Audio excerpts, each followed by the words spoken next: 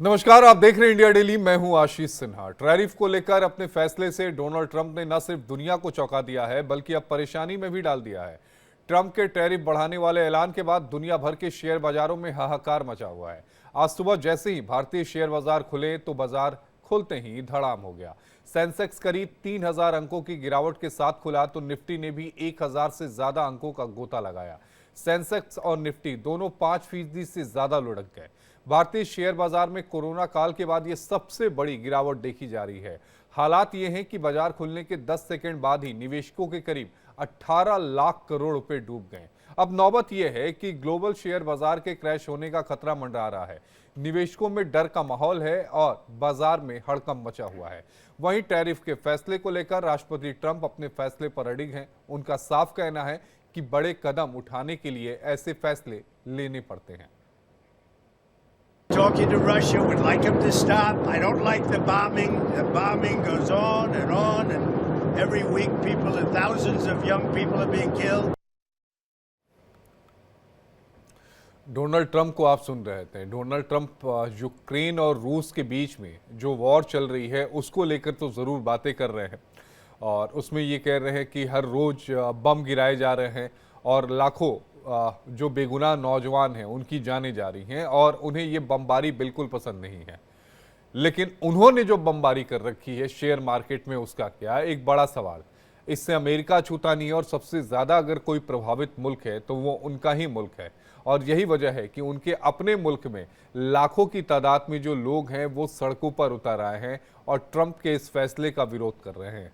हालांकि Donald Trump अपने फैसले को बदलना नहीं चाहते, लेकिन आपके दिमाग में और जहन में एक सवाल उठता होगा कि टैरिफ क्या है, तो आपको ये बताना और समझाना जरूरी है। दरअसल टैरिफ बॉर्डर फीस यानी टैक्स की तरह होता है। आयात पर लगने वाली एक ड्यूटी होती है, बिल्कुल सीमा शुल्क की तरह होती है। विदेशी सामान पर यह लाया जाता है। मान लीजिए कि कोई सामान है, मेड इन इंडिया है, वो अमेरिका जाता है, तो जब वो अमेरिका पहुंचता है तो अमेरिका में अंदर आने के लिए यानी एंट्री के लिए आपको पैसे अपने चुकाने पड़ते हैं। तो अब आपको ये बताते हैं कि किन देशों पर कितना टैरिफ लगाया गया है। भारत 26%, चीन 34%, Pakistan 30%, south Korea 25%, Japan 24%, Bangladesh 37%, Vietnam 46%, Britain 10%, Taiwan 32%, Israel 17%, Singapore 10%, Australia 10%, Sri Lanka 44%, Switzerland 31%, UK 10% और थाईलैंड 36%। तो अब आप समझिए कि किन देशों पर कितना लगाया गया है। हालांकि अगर हम बात करें तो भारत पर पाकिस्तान, बांग्लादेश और चीन की तुलना में कम टैरिफ लगाया गया है, लेकिन उसके बावजूद भारतीय शेयर बाजार पर का क्या हाल हुआ ये किसी से छिपा नहीं है। शेयर बाजार खुलते के साथ धड़ाम हो गए। लेकिन शेयर बाजार क्यों धड़ाम हुए और ट्रंप के इस टैरिफ नीति से कितना ज्यादा फर्क पड़ा है अंतर्राष्ट्रीय और राष्ट्रीय स्तर पर, इसको समझने के लिए हमारे साथ दो खास मेहमान जुड़ेंगे। हमारे साथ डॉक्टर शरद कोहली साहब अर्थशास्त्री हैं और हमारे साथ आकाश जिंदल साहब। हमारे साथ डॉक्टर शरद कोहली साहब जुड़ गए हैं। डॉक्टर शरद कोहली जी, आपका बेहद स्वागत है इंडिया डेली में। धन्यवाद, थैंक यू। शरद जी, सबसे पहले तो लोग ये समझना और जानना चाहेंगे कि अब निवेशक क्या करें। देखिए, शेयर बाजार धड़ाम हुआ, ये बात हम आप सभी जानते हैं।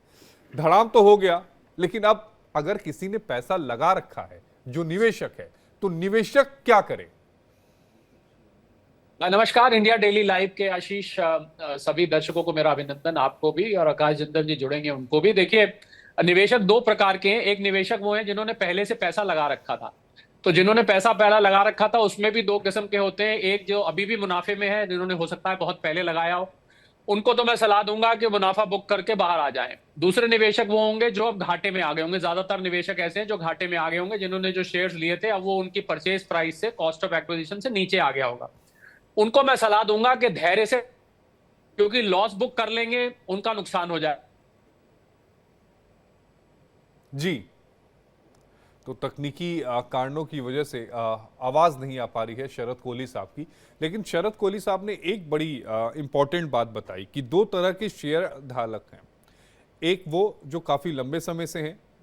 अगर शरद जी आप अपनी बातों को पूरा करिएगा, कुछ तकनीकी दिक्कत थी जी।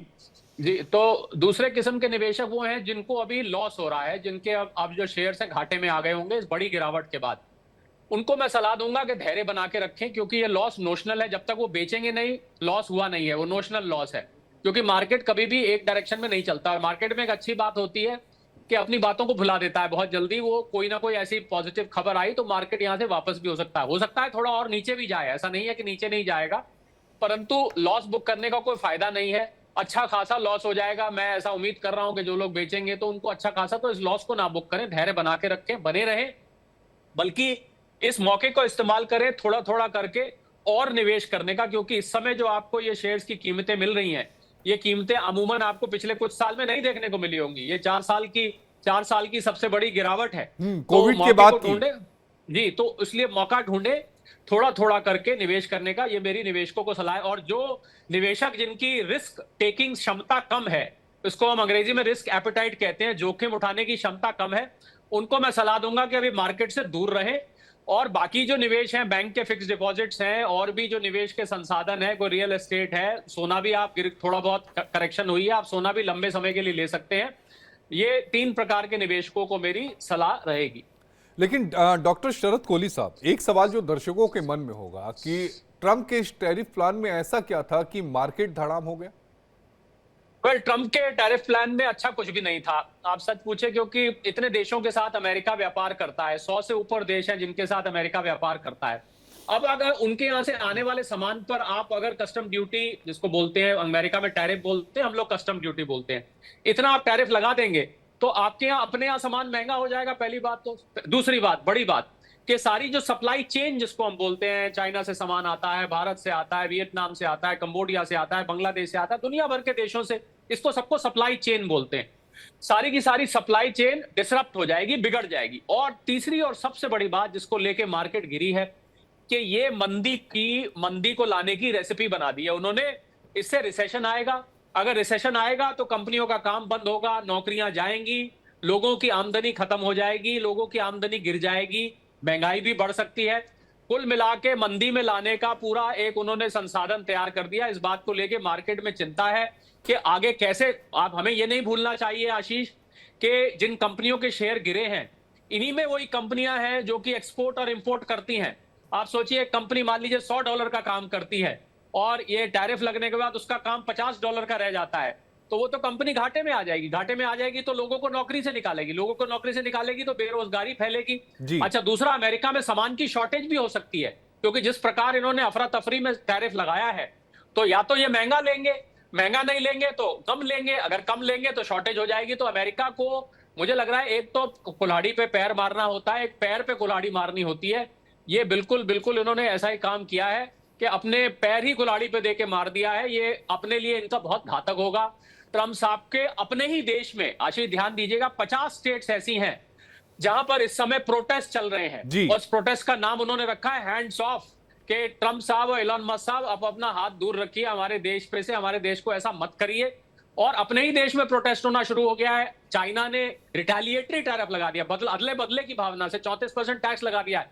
तो कुल मिला के देखा जाए, दो दुनिया की सबसे बड़ी अर्थव्यवस्था के बीच में ट्रेड वॉर छिड़ चुका है, और ये वर्ल्ड ट्रेड वॉर में कन्वर्ट हो सकता है, क्योंकि यूरोप भी कल को लगा देता है, कनाडा मैक्सिको लगा देता है। छोटे छोटे देश तो नहीं लगा पाएंगे, क्योंकि वो तो खाली बातचीत ही कर पाएंगे। कुल मिला के दुनिया में एक ऐसा माहौल बना दिया है ट्रंप साहब ने, जिससे ये नजर आ रहा है कि दुनिया मंदी की तरफ जा सकती है। लेकिन शरद कोहली साहब, किन सेक्टरों में सबसे ज्यादा गिरावट जो है वो देखने को मिली है इधर बीच, और किन सेक्टरों में जो रिकवरी है वो तेजी से हो सकती है? दोनों सवालों के जवाब बताइएगा। देखिए, अगर भारत की हम बात करें तो जो हम ज्यादा एक्सपोर्ट करते हैं उन सेक्टरों में ज्यादा दिखाई दे रहा है। उसमें जेम्स एंड ज्वेलरी है, ऑटोमोटिव कंपोनेंट्स है, सी फूड है, टेक्सटाइल है, अपैरल्स है। जो अमेरिका को फार्मास्यूटिकल की भी उन्होंने कल धमकी दे दी कि अभी फार्मास्यूटिकल को पहले उन्होंने माफ कर दिया था, फिर उन्होंने कहा अभी तो देखिए फार्मास्यूटिकल को हम क्या करते हैं, तो अब फार्मास्यूटिकल भी गिरने लगे। कुछ थोड़े सेक्टर फाइनेंशियल और बैंकिंग के सेक्टर हैं जिनमें थोड़ा सा कम गिरावट दिख रही है। देखिए, जब सेंटिमेंट खराब होता है तो जो अच्छे सेक्टर्स होते हैं वो भी गिरने लगते हैं, क्योंकि सारा मूड ही बिगड़ जाता है। अब आरबीआई की पॉलिसी आनी है, आरबीआई की आज मीटिंग शुरू हो गई है मॉनेटरी पॉलिसी की, परसों उसकी घोषणा होगी। उसमें हम रेपो रेट कट, यानी कि ब्याज का, बैंक का जो ब्याज दर है वो कट होने के इंतजार कर रहे हैं। 25 बेसिस पॉइंट की मुझे उम्मीद है कि परसों घोषणा आएगी आरबीआई गवर्नर साहब की तरफ से, तो उसके बाद बैंकिंग और फाइनेंस के शेयर आपको थोड़े सुधरते दिखाई देंगे। बाकी आज तो अक्रॉस द बोर्ड कुल मिला के 125 शेयर, अभी मैं देख रहा था थोड़ी देर पहले, 125 शेयर में थोड़ी बहुत हरे निशान में थे, बाकी 2500 से ऊपर शेयर सारे के सारे लाल निशान में थे। तो आज तो बिल्कुल ब्लड बाथ जिसको कहते हैं, ये मुझे 1987 में ब्लैक मंडे आया था एक, ये ब्लैक मंडे की आज फिर एक ब्लैक मंडे आया है। सोमवार के दिन ये याद दिला रहा है, क्योंकि शुक्रवार को अमेरिकी मार्केट 6% से ज्यादा गिरे थे। तो आज सारे ही बाजार एशिया के, जिसमें सिंगापुर का है उसको स्ट्रेट टाइम बोलते हैं, जापान का है उसको निक्केई बोलते हैं, कोरिया का है उसको कॉस्पी बोलते हैं, हांगकांग का है उसको हैंसेंग बोलते हैं, जितने भी ये बाजार है धड़ाम से 4% से लेके 8% तक गिरे। भारतीय बाजार भी इस समय करीब करीब निफ्टी 900 पॉइंट के आसपास नीचे है, अभी थोड़ी देर बाकी है, पर मुझे उम्मीद नहीं कि आज बाजार रिकवर कर पाएगा, क्योंकि अभी अमेरिका का बाजार रात को खुलेगा, देखें ऊंट किस करवट बैठता है। पर डाउ जोन्स जो अमेरिका के बाजार है, इसको ध्यान से सुनिएगा, ये वैसे तो रात को खुलता है, पर डाउ जोन्स की जो अनऑफिशियल ट्रेडिंग है वो 24 घंटे होती रहती है। तो अभी डाउ जोन्स मेरे स्क्रीन पर है, वो अभी भी 1200 पॉइंट नीचे दिखा रहा है, यानी कि आज भी अमेरिकी बाजार नीचे खुलेंगे। इस कहने का मतलब अभी मुसीबत टली नहीं है, ये अभी बाजार यहां से और नीचे जा सकता है। एक सवाल दर्शकों के मन में भी होगा कि कितने समय तक शेयर बाजार पर इसका असर रहेगा? देखिए, ये तो आप सच पूछे तो जहां से निकल के आया है, ट्रंप साहब के दिमाग से निकल के आया है, और ट्रंप साहब के दिमाग ही इसको उत्तर दे सकता है। मुझे ऐसा नजर आ रहा है आशीष, हालांकि मैं ये बात निजी तौर पे कह रहा हूं, मुझे ऐसा नजर आ रहा है कि ट्रंप साहब को जब चारों तरफ से प्रेशर आएगा, उनके अपने देश में भी अंतरराष्ट्रीय प्रेशर भी आएगा, उनके अपने रिपब्लिकन भी ऐसा ना हो कि कहीं वो भी आवाजें उठाने लग जाएं, तो ट्रंप शायद साहब थोड़ी सी नरमी का रुख इख्तियार कर सकते हैं।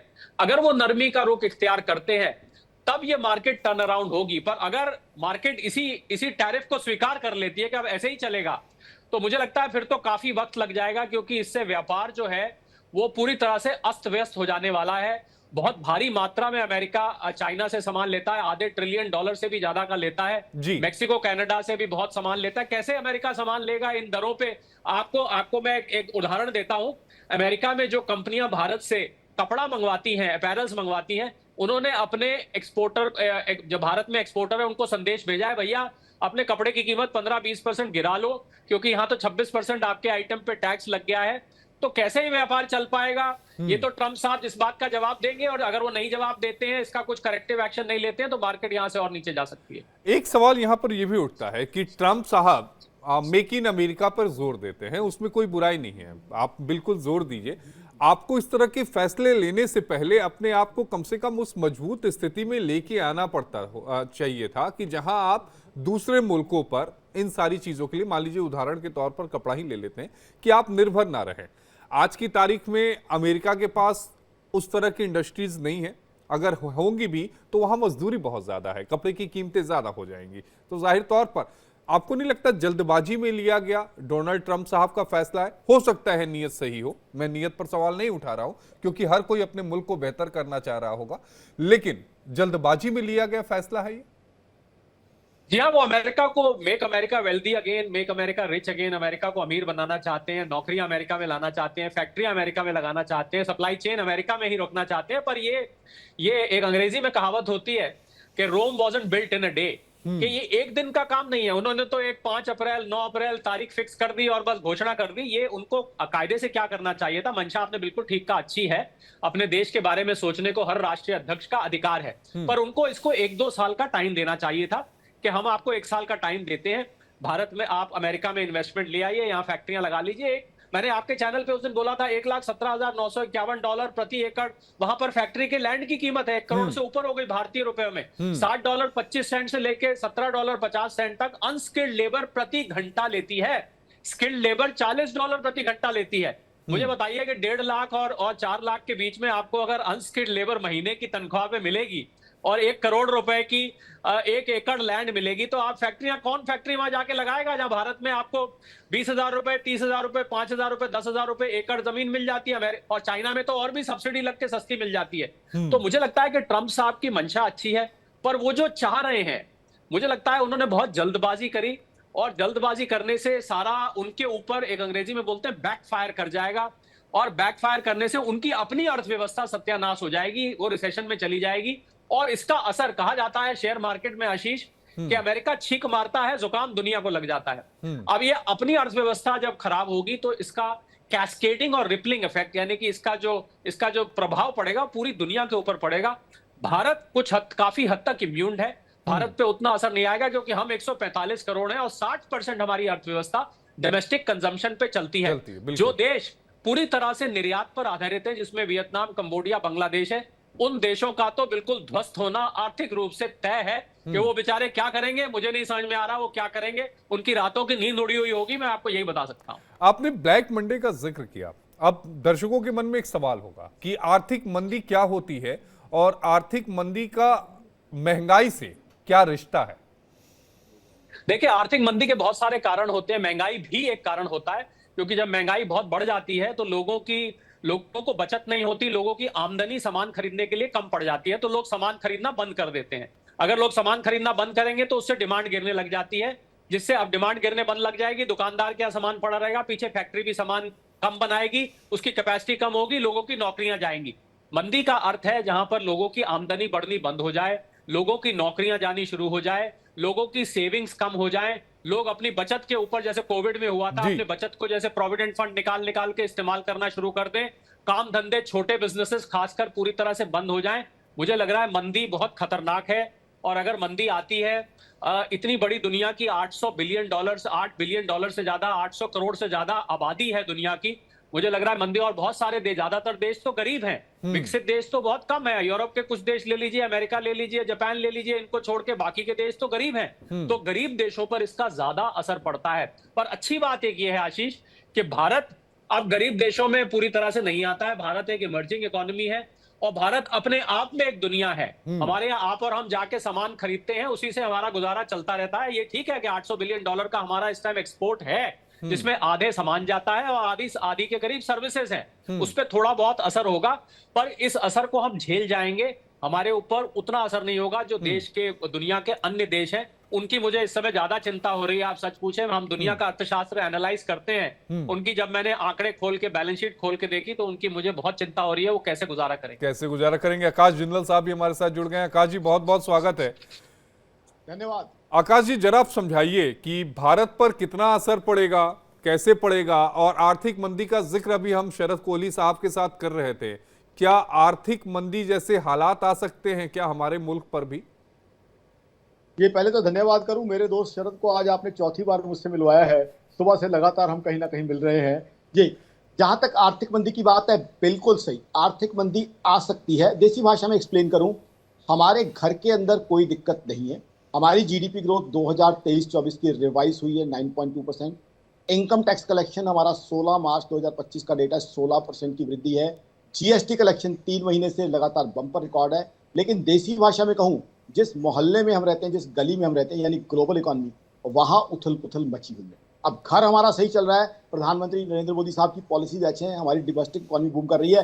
बट जब मोहल्ले में उथल पुथल मची है तो बच्चा स्कूल नहीं जा सकता, घर के अंदर जो बहन जी है वो गोभी लेने नहीं जा सकती, घर के अंदर जो पतिदेव हैं वो दुकान या नौकरी पे नहीं जा सकते, तो घर की इकोनॉमी पे भी इंपैक्ट आ जाता है। ये हालात है हिंदुस्तान के। अदरवाइज आइसोलेशन में इंडिया की इकोनॉमी के लिए कोई दिक्कत नहीं है। इंडिया की इकोनॉमी के लिए रादर अपॉर्चुनिटी है जब ये दो बड़ी शक्तियां आपस में लड़ेंगी। और अब ये बता दूं, clear cut US China trade war शुरू हो गई है, वही ट्रेड वॉर जो डोनाल्ड ट्रंप साहब के पिछले रजीम में थी। तो ऐसे में हिंदुस्तान एक ऐसी इकोनॉमी है जिससे सिचुएशन का फायदा उठाना आता है। हमारे पास एक बहुत जबरदस्त लीडरशिप है, हमारे पास प्रधानमंत्री मोदी साहब की टीम है जो हर सिचुएशन को टैकल करना जानती है। दर्शकों को याद दिलाऊंगा, रशिया यूक्रेन वॉर चल रही थी, उस समय हमने सस्ता क्रूड ऑयल लिया रशिया से, वो भी रुपी टर्म पे। उसके बाद रशिया से हमने सस्ता क्रूड ऑयल लिया, और लेकिन वो सस्ता क्रूड ऑयल हमें मिला क्या? आम लोगों को मिला था क्या? पेट्रोल डीजल कम हुए थे क्या? यूरोप को जो है उस समय जो है रिफाइंड, आप मोहल्ले की बात कर रहे हैं, घर की बातें नहीं कर रहे हैं आकाश जी।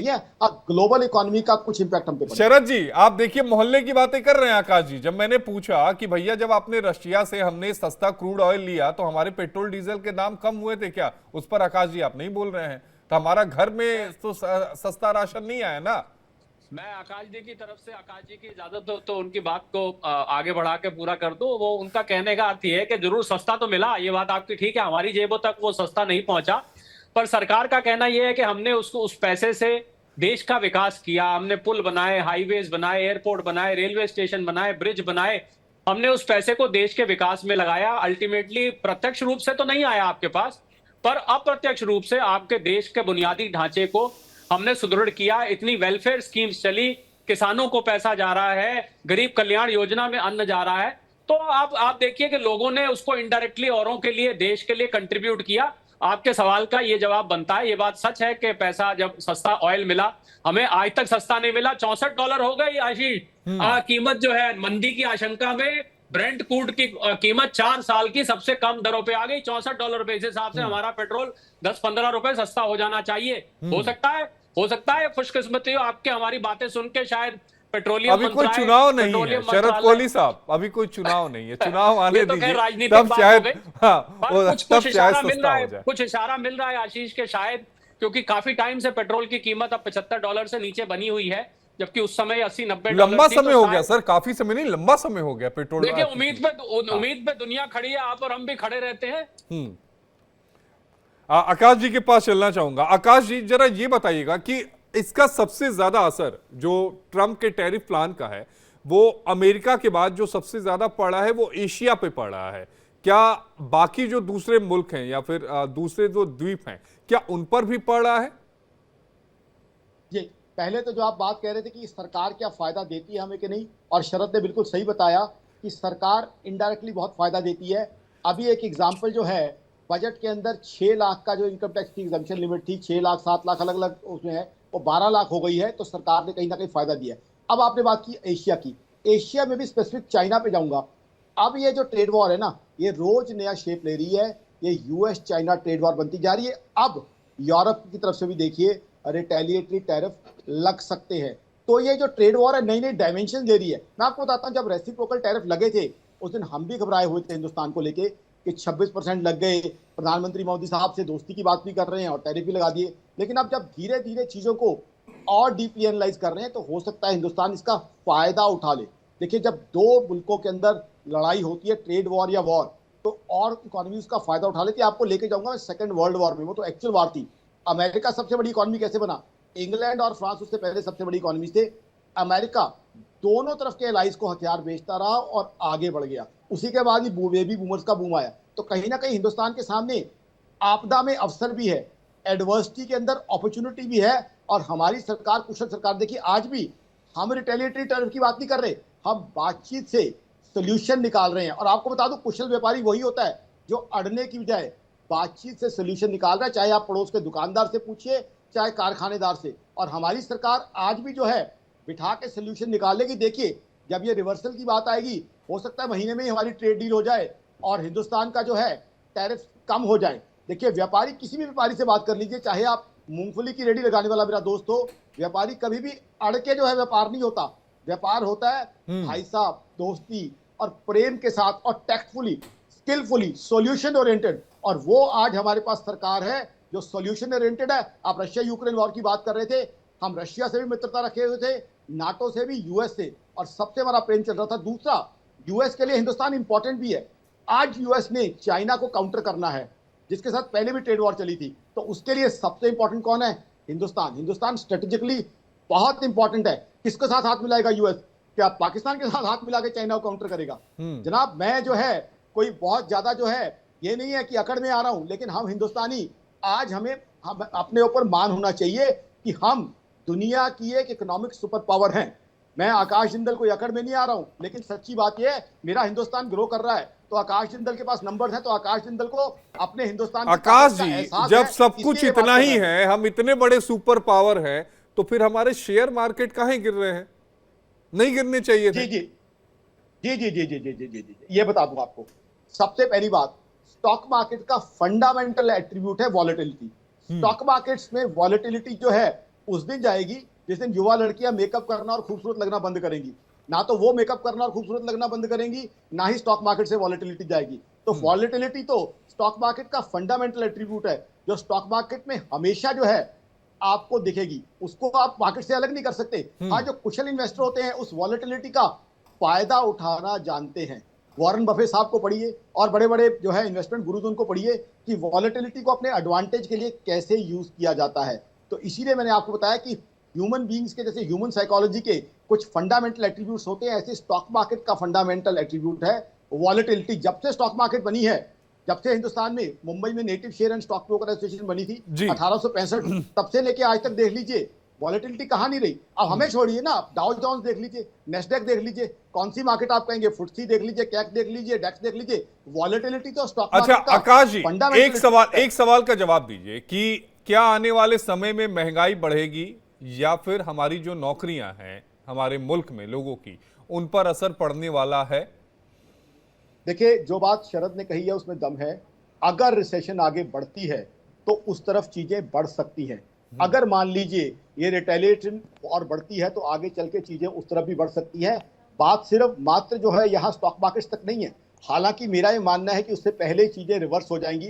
डोनाल्ड ट्रंप साहब के अगेंस्ट वहां भी ऑपोजिशन आ रही है यूएस के अंदर। बट अगर बात बढ़ती है तो मात्र शेयर मार्केट की बात नहीं, बात नौकरियों पर भी आ सकती है, बात आपकी इन्फ्लेशन को भी बढ़ा सकती है। स्टैगफ्लेशन यानी इकोनॉमी की ग्रोथ बंद हो जाए, आपके खर्चे बढ़ जाएं, वो स्थिति भी आ सकती है। और उस स्थिति में नुकसान किसको होगा? जरूरी नहीं कि बड़े व्यापारी को। वो मेरा मित्र जो सड़क के किनारे चाय बेच रहा है, शायद उसकी चाय भी अगर दिन की 150 बिकनी है वो 100 बिकनी शुरू हो जाए। शायद मेरा रिक्शा चलाने वाले मित्र जो 800 रुपए दिहाड़ी का काम करता है उसकी 500 रुपए दिहाड़ी रह जाए। तो मंदी आएगी तो सब पे इंपैक्ट पड़ सकता है, क्योंकि एक चीज हमें माननी पड़ेगी, ग्लोबल कनेक्टिविटी 2008 के मुकाबले में कहीं ज्यादा है। आज यहाँ बटन दबाए दबाए हम अमेरिका यूरोप सबसे व्यापार करते हैं। 2008 में व्यापार करने के लिए लंबे चौड़े चीजें करनी पड़ती थी। ये जो कनेक्टिविटी है इसके हमने फायदे देखे हैं। तो कनेक्टिविटी के दर्द जो है, फूल के साथ साथ कांटे भी तो हमारे ही है ना मित्र। कनेक्टिविटी के बहुत फायदे देखे हैं हमने। हम अपने मित्रों से बात बैठे बैठे व्हाट्सएप कॉल पे फ्री में बात कर लेते हैं अमेरिका में, लेकिन अब कनेक्टिविटी के फूल हमारे हैं तो फूल के साथ साथ कांटे भी तो हमें ही चुभेंगे ना। तो फूल के साथ साथ कांटे तो हमें लेने ही पड़ेंगे। फूल के साथ साथ कांटे लेने पड़ेंगे। शरद कोहली साहब, आखिरी कमेंट आपसे, क्या असर पड़ने जा रहा है नौकरियों पर? देखिए, मेरी सलाह लोगों को, ज्यादा लोग इंटरेस्टेड ये होते हैं, पुराना एक गाना है, सिकंदर ने पोरस से की थी लड़ाई तो मैं क्या करूं, और वहां ट्रेड वॉर चल रहा है, चलता रहा है, मेरी जिंदगी पे क्या असर होता है। मैं सलाह दूंगा सभी इंडिया डेली लाइव के दर्शक जो हमें देख रहे हैं कि आप अपनी नौकरी के बारे में पॉजिटिव हो जाइए। अपनी नौकरी के साथ खिलवाड़ मत करिए। बहुत सारे लोग मैंने देखे हैं आशीष जो कि नौकरी को हल्के में लेते हैं और इधर उधर हर वक्त ही तलाश करते रहते हैं, उसके चक्कर में अपनी नौकरी को निगलेक्ट करते हैं। तो ये ऐसा समय है जिसमें आपको नौकरी को अपनी पकड़ के रखना है जब तक आपके हाथ में कुछ ठोस उसका ऑल्टरनेट ना हो, पहली बात। दूसरी बात, कोई भी बड़ा खर्च अभी फिलहाल मत करिए। अगर वो टल सकता है, मकान खरीदना है, गाड़ी खरीदनी है, उसको होल्ड करके रखिए। अपनी सेविंग्स को बना के रखिए, हाथ में लिक्विडिटी रखिए, अपने खर्चों पर अंकुश लगा के रखिए। ये मंदी की जब आहट होती है तो ये सब सावधानियां बरतनी होती हैं। जो लोग हमें सुन रहे हैं, देख रहे हैं, मैं उम्मीद करता हूं कि वो ये सब चीजें मुझे करेंगे। भी यही उम्मीद है कि लोग आपकी बातों को सुनेंगे भी और समझेंगे भी। शरद कोहली साहब, जो आपने मंत्र बताया कि भैया अपनी सेविंग बचा के रखो, नौकरी पकड़ के रखो और थोड़ा सा धैर्य रखो, मार्केट बदलेगा लेकिन हाँ समय लेगा। शरद कोहली साहब आपका, आकाश जिंदल जी आपका, आप दोनों का जुड़ने के लिए बेहद शुक्रिया।